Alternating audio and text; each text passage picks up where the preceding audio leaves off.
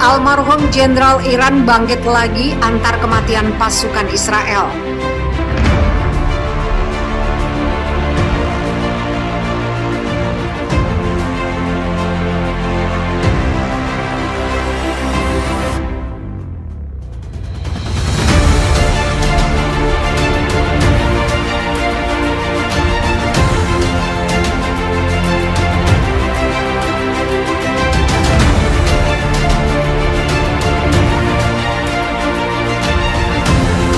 Sosok mendiang Mayor Jenderal Qasem Soleimani tidak hanya dicintai oleh masyarakat Iran saja. Nama mantan Panglima Korps Garda Revolusi Islam Iran itu juga sangat dikenal dan begitu dihormati oleh rakyat Palestina. Bukan tanpa alasan, Soleimani mendapat penghormatan yang sangat tinggi dari rakyat Palestina. Perwira tinggi militer Iran yang tewas dalam serangan drone Amerika Serikat di Bandara Internasional Baghdad, Irak, memiliki empati yang sangat besar atas penderitaan rakyat Palestina. Sebelum berpulang pada 3 Januari 2020, Soleimani kerap memberikan dukungan terhadap perjuangan rakyat Palestina dalam melawan rezim Zionis Israel. Meskipun sudah meninggal dunia, ternyata sosok Soleimani seakan kembali bangkit dalam konflik dahsyat yang kembali melibatkan Israel dan Palestina saat ini. Hal ini disampaikan langsung oleh seorang pejabat faksi perlawanan Jihad Islam Palestina, Rames Al-Halabi.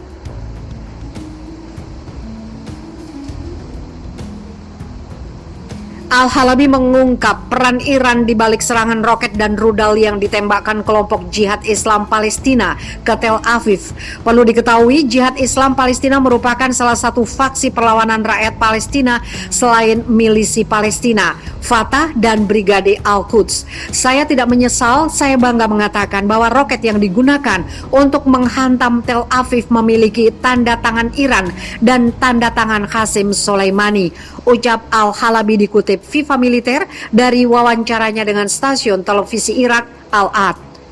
Senjata yang dimaksud Al-Halabi tidak lain adalah rudal anti-tank Kornet yang diproduksi oleh Iran.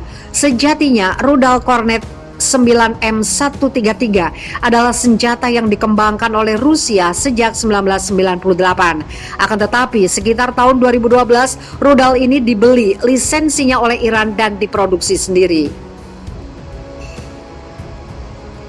Tercatat ada sejumlah varian baru yang dikembangkan oleh Iran. Selain menamainya dengan nama Devlavi, rudal Kornet Iran memiliki 3 varian. Ketiga varian tersebut adalah 9M133-1 Kornet Strip E, 9M133F-1 Kornet EM, 81N Kornet D. Ditegaskan Al-Halabi, rudal Kornet Iran itulah yang digunakan pasukan Jihad Islam Palestina untuk menghancurkan tank-tank Merkava Israel yang dikenal tangguh. Sambil memperingatkan Israel, Al-Halabi juga memastikan di rudal itu dibawa nama Iran dan Soleimani sebagai negara, serta sosok yang sangat berjasa bagi Palestina. Roket Kornet yang kami gunakan untuk meledakkan tank Israel, kebanggaan industri pertahanan Israel dan global, adalah Kornet Qasem Soleimani dan Iran, katanya.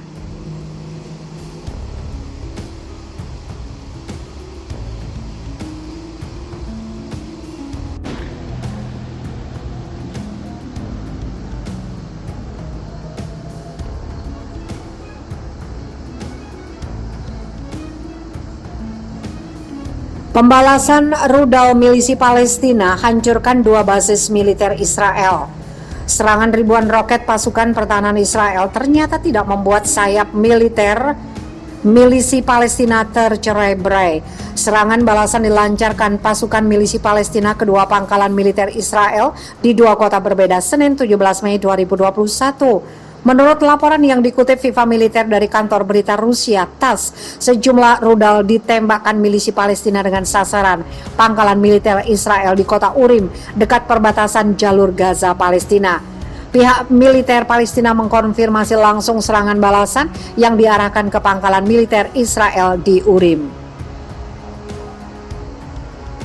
Kami telah mencapai pangkalan Urim yang melanjutkan peluncuran rudal menuju kota Netivot, bunyi pernyataan milisi Palestina.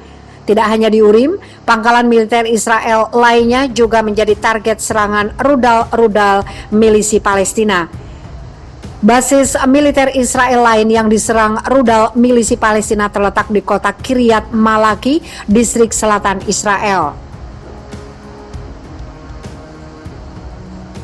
Selain milisi Palestina, kelompok sayap militer Jihad Islam Palestina, Brigade Al-Quds juga melakukan serangan terhadap objek militer Israel di wilayah Nahal Oz, dekat perbatasan jalur Gaza.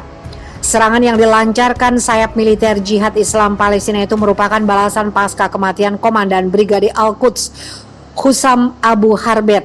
Kematian Abu Harbet diumumkan langsung oleh pasukan pendudukan Israel yang membombardir sebuah rumah di kota Bet Hanon, Gaza bagian utara.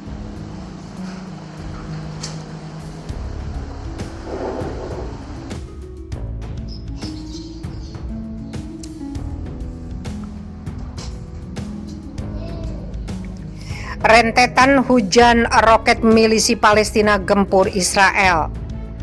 Kelompok milisi Palestina penguasa jalur Gaza Palestina menggempur Israel dengan serangan roket dalam sepekan terakhir. Milisi Palestina kembali menyerang Tel Aviv setelah bentrokan antara warga Palestina dan aparat keamanan Israel terjadi di komplek Masjid Al-Aqsa, Yerusalem sejak akhir April. Bentrokan itu dipicu keputusan Israel menutup akses Masjid Al-Aqsa di 10 malam terakhir bulan Ramadan. Selain itu, bentrokan juga dipicu keputusan Israel untuk menggusur wilayah permukiman Muslim Palestina di Sheikh Jarrah, timur Yerusalem. Kini Israel memutuskan menunda rencana penggusuran. Berikut rentetan serangan itu. 7 Mei 2021, setelah ketegangan selama berminggu-minggu, kepolisian Israel terlibat bentrok dengan pendemo Palestina di dekat Al-Aqsa. Pemicunya adalah penggusuran yang dialami 8 keluarga Palestina. 8 keluarga Palestina itu kehilangan rumah mereka di Yerusalem setelah kalah banding dengan pemukim warga Yahudi dalam kasus hukum. 10 Mei, bentrokan sporadis yang berlangsung selama beberapa hari di perbatasan Israel, jalur Gaza, menyebabkan ratusan warga Palestina terluka. Milisi Palestina pun menembakkan rentetan roket dari Gaza ke Israel setelah sempat menuntut Tel Aviv menarik pasukan dari komplek Masjid Al-Aqsa. Hujanan puluhan roket milisi Palestina itu dilaporkan menyebabkan alarm peringatan berbunyi di Israel. 11 Mei, Israel tidak tinggal diam dan langsung membalas serangan roket milisi Palestina dengan meluncurkan gempuran udara ke jalur Gaza.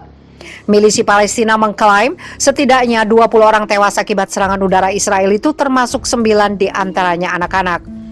Milisi Palestina juga mengatakan salah satu komandan mereka tewas dalam serangan udara Israel tersebut. Sementara itu, Israel mengklaim telah menghancurkan 130 target militer di Gaza dalam serangan balasan tersebut dan menewaskan 15 militan.